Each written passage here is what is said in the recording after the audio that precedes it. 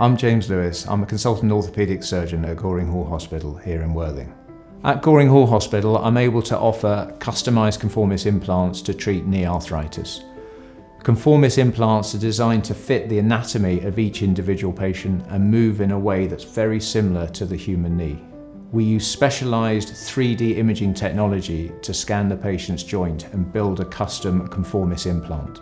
The technology of the Conformis sounds snazzy, but it's been in use for 10 years now and it delivers what it promises. Not only does it fit to the sub-millimetre side by side and front to back, but the surface curves of that implant are an exact match of the surface curves of your own knee.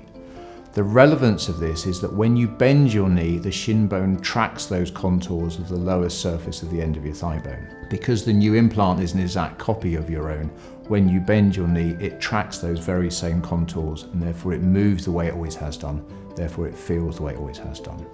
It is the only knee replacement implant that has allowed an athlete to return to the very top level in sport, world champion, and in 7 months, and playing against people with their own natural knees.